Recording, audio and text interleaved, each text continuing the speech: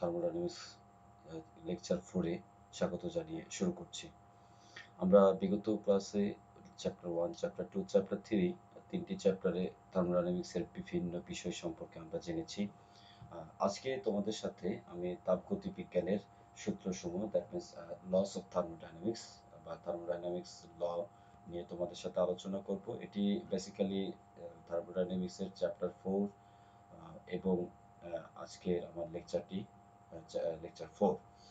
ওকে, থার্মোডাইনামিক্সের বেশ কিছু সূত্র রয়েছে। হ্যাঁ, এর ভিতরে একটি সূত্র জিরোথ ল অফ থার্মোডাইনামিক্স বা থার্মোডাইনামিক্সের শূন্য যে সূত্র আমরা এটাকে বলে থাকি। ওকে, আমরা দেখতে পাচ্ছি এখানে যে সূত্রটি যেটা বলেছে যে যখন দুটি বস্তু একটি তৃতীয় বস্তু দিয়ে তাপীয় ভারসাম্যে আসে তখন এরা প্রত্যেকেই তাপীয় ভারসাম্য প্রাপ্ত হয়। অর্থাৎ দুটি তাপীয় বস্তু যদি এর সাথে তৃতীয় কোনো বস্তু যদি আনা হয় তাহলে তিনটি বস্তুই একটি ভারসাম্যে মানে ভারসাম্যে বিরাজ করবে। এখানে আমরা দেখতে পাচ্ছি যে 100°C দুটি বস্তু, এই দুটি বস্তুর সাথে একটি তৃতীয় বস্তু হিসেবে একটি থার্মোমিটার আমরা এনেছি।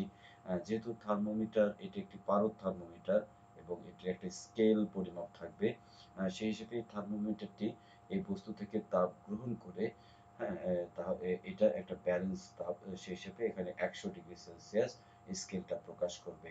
এটাই মূলত থার্মোডাইনামিক্সের জিরোথ ল বা জিরোথ ল অফ থার্মোডাইনামিক্স এটা প্রকাশ করে।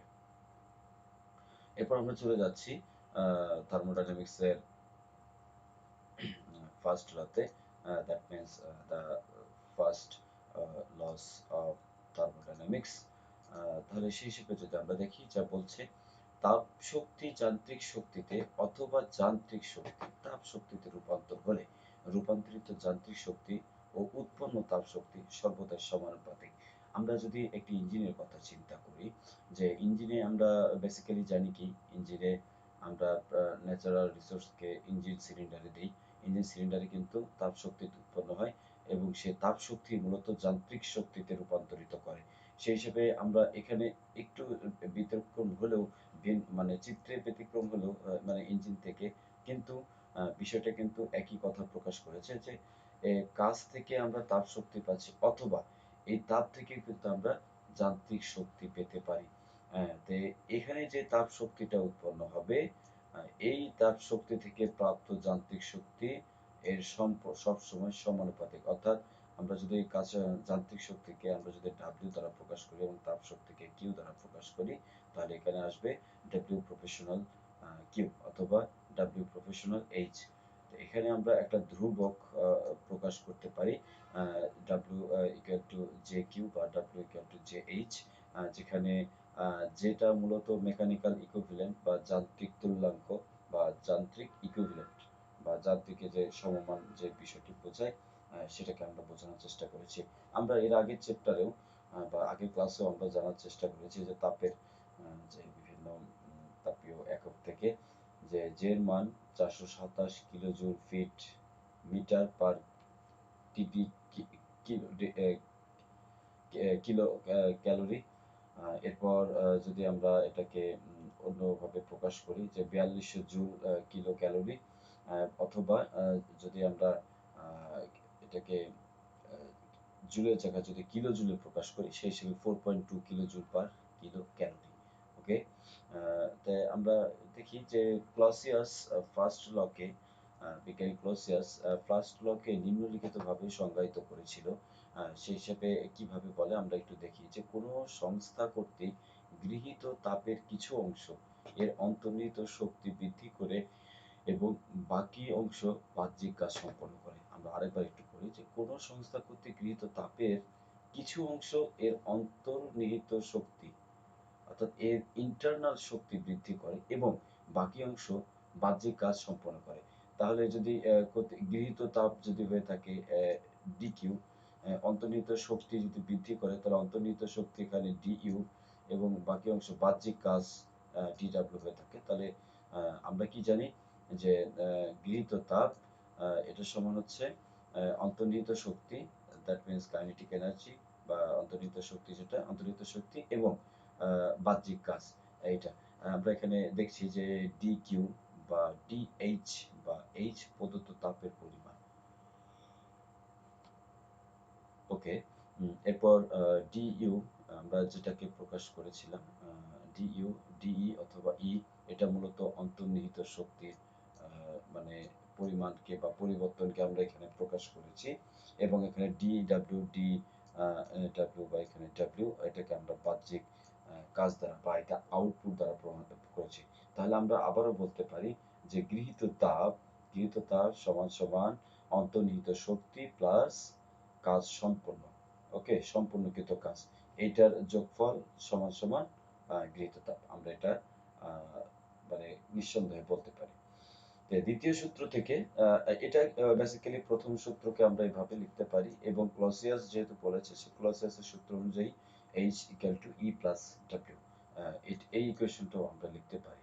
ওকে, ওকে, আমরা পরবর্তীতে চলে যাচ্ছি দ্বিতীয় সূত্রে।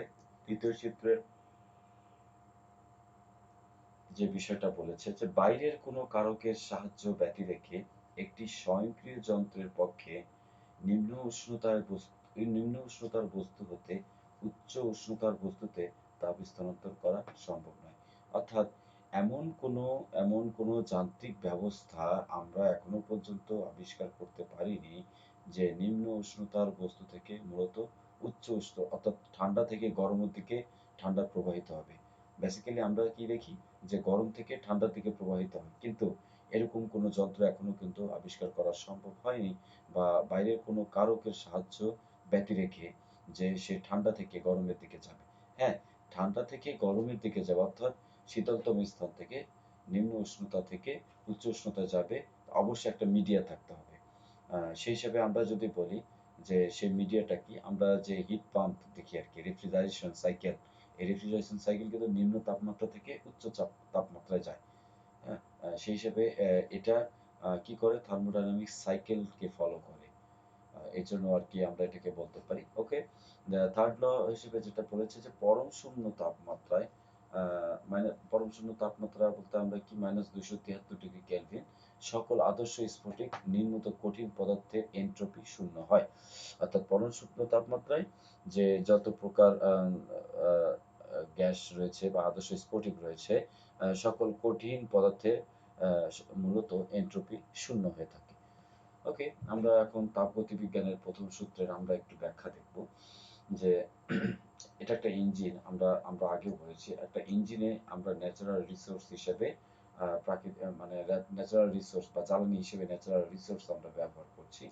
হ্যাঁ, এই ন্যাচারাল রিসোর্সটা যখন আমরা জ্বালানি হিসেবে ব্যবহার করি তখন এখান থেকে আমরা হিট এনার্জি পাই।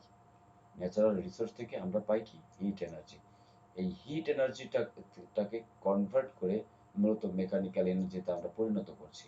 তাহলে আমরা এটা আরেকবার বলতে পারি যে প্রাকৃতিক শক্তির যে প্রাকৃতিক শক্তি থেকে যে ফুয়েল পাচ্ছি, সেই ফুয়েলটাকে বার্ন করার ফলে কিন্তু ইঞ্জিন সিলিন্ডার থেকে আমরা পর্যাপ্ত তাপ শক্তি আমরা পেয়ে থাকি। বার্ন করার মাধ্যমে পেয়ে থাকি, এবং সেখান থেকে এটার আউটপুট হিসেবে এই যে তাপীয় দক্ষতার আউটপুট হিসেবে ইঞ্জিন থেকে আমরা যান্ত্রিক দক্ষতা পেয়ে থাকি। তাই এখানে সেই হিসেবে যান্ত্রিক দক্ষতাটাকেই মূলত আমরা যদি কাজে আমরা মানে প্রকাশ করে থাকি, সেই হিসেবে আমরা কাজ সমান কি পাচ্ছি? আ জেকিউ। দ্যাট মিনস যান্ত্রিক তুল্যাঙ্ক সাথে হচ্ছে তাপ শক্তি। তাহলে এই ২ টার সমান সমানই কিন্তু আমাদের কাজকে প্রকাশ করে থাকে। এটাই মূলত যান্ত্রিক তাপগতিবিজ্ঞানের ১ম সূত্র বলা হয়েছে। তে এই এই সূত্রের কিছু অনুসিদ্ধান্ত রয়েছে। অনুসিদ্ধান্তগুলো কি? যেখানে অন্তর্নিহিত শক্তির পরিমাণ, সরবরাহকৃত তাপ ও কাজের পার্থক্য সমান থাকে।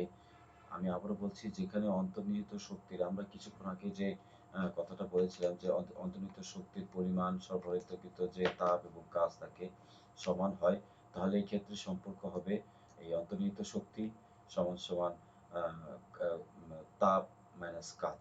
ওকে? অন্তর্নিহিত শক্তিটা কি? যে তাপ ও কাজের পার্থক্যের সমান। আমি আবারও বলছি যে অন্তর্নিহিত শক্তি অর্থাৎ ইউ ইকুয়াল টু তাপ এবং কাজ, এইটার হচ্ছে পার্থক্যের সমান হবে সর্বদা।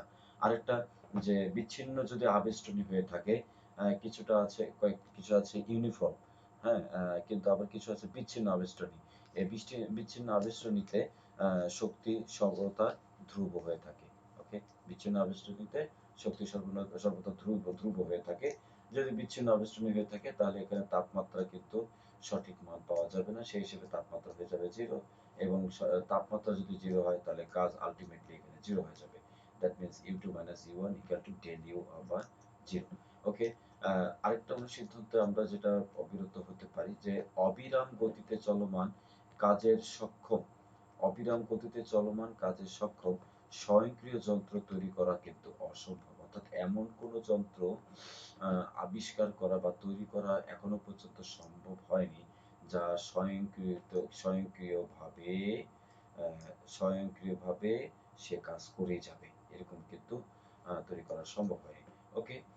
দ্বিতীয় সূত্রের আমরা ব্যাখ্যা যদি দিয়ে থাকি যে আমরা এখানে বেসিক্যালি দেখি কি যে রেফ্রিজারেশন সাইকেল ব্যতীত অন্যান্য সাইকেলে যে হায়ার হিট থেকে সবসময় লোয়ার হিটে কিন্তু তাপমাত্রা ধাবিত হয়।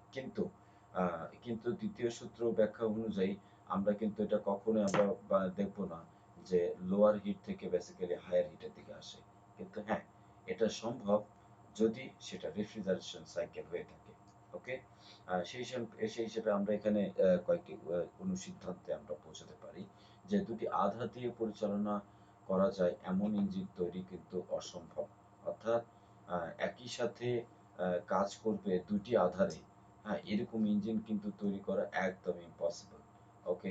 আরেকটা বিষয় যে নির্দিষ্ট ২ টি আধা দিয়ে পরিচালিত সকল প্রত্যাবর্তী ইঞ্জিনের দক্ষতা কিন্তু সম সমান হয়।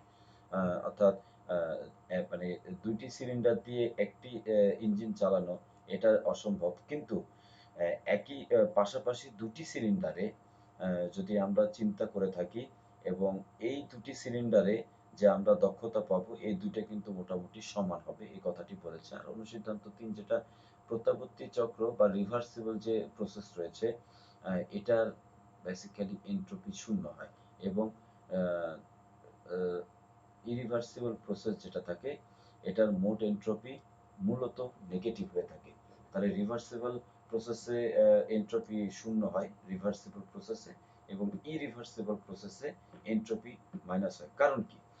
কারণ হচ্ছে এক্ষেত্রে যে ডিকিউ দ্যাট মিনস তাপমাত্রার যে পরিবর্তন আ আ তাপের যে পরিবর্তন তাপমাত্রার সাথে এটা সবসময় 0 হয়ে থাকে। ওকে, ইরিভার্সিবল এ তাপমাত্রার পরিবর্তন তাপের 0 হয়ে থাকে।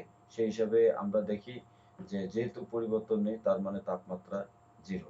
তাহলে ডিকিউ বা টি থেকে হচ্ছে 0 হচ্ছে গ্রেটার দেন তে এই ১ এবং ২ কে যদি আমরা একত্রিত করে আমরা লিখতে চাই তাহলে সেই হিসেবে uh DQ divided T not equal to greater than 0 basically হয়ে থাকে বা এর এন্ট্রপি মাইনাস হয়ে থাকে।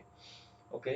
তে ১ম সূত্রের যে তাৎপর্য সেই অনুযায়ী যদি আমরা একটু খেয়াল করি, আ ১ম সূত্রের যে তাৎপর্য বা গুরুত্ব যদি আমরা দেখি যে সেই হিসেবে তাপ ও কাজের সম্পর্ক আ স্থাপন করে থাকে ১ম সূত্র বেসিক্যালি যে হিট এবং ওয়ার্ক এটার সাথে একটা সম্পর্ক তৈরি করে। যেহেতু আমরা জানি যে Q প্রপোর্শনাল W বা W প্রপোর্শনাল Q বা W প্রপোর্শনাল H সেই হিসেবে আমরা দেখেছি। নির্দিষ্ট পরিমাণ তাপ ও কাজের জন্য নির্দিষ্ট পরিমাণ কাজ ও তাপের প্রয়োজন। আমি আবারও বলছি নির্দিষ্ট পরিমাণ তাপের জন্য নির্দিষ্ট পরিমাণ কাজ এবং নির্দিষ্ট পরিমাণ কাজের জন্য কিন্তু নির্দিষ্ট পরিমাণ তাপের প্রয়োজন হয়ে থাকে। ওকে? তাপ ও কাজের পরস্পর ব্যস্তানুপাতিক হয়। That means Q proportional W তাপ ও কাজের পরস্পর ব্যস্তানুপাতিক আ মানে তাপ বাড়লে আ কা তাপ কমলে কাজ কমবে, তাপ বাড়লে কাজ বাড়বে। ওকে? কোনটিকে ব্যতি রেখে অন্যটিকে পাওয়া কিন্তু অসম্ভব। যেটা আগে বলেছি তাপ না থাকলে কাজ পাওয়া অসম্ভব। আর আ আর যদি থাকে তাহলে কাজ পাওয়া সম্ভব। আর কাজ না থাকলে তাপ পাওয়া অসম্ভব। আ মানে একটি আরেকটির সাথে কিন্তু আ আ মানে একটি আরেকটির উপর হচ্ছে একদম ওতপ্রোতভাবে নির্ভরশীল। এটি শক্তির নিত্যতা সূত্রকে প্রকাশ করে। ইয়েস, এটি শক্তির নিত্যতা সূত্রকে প্রকাশ করে। জ্বালানি ছাড়া কোনো যন্ত্র আমরা চিন্তা করতে পারি না।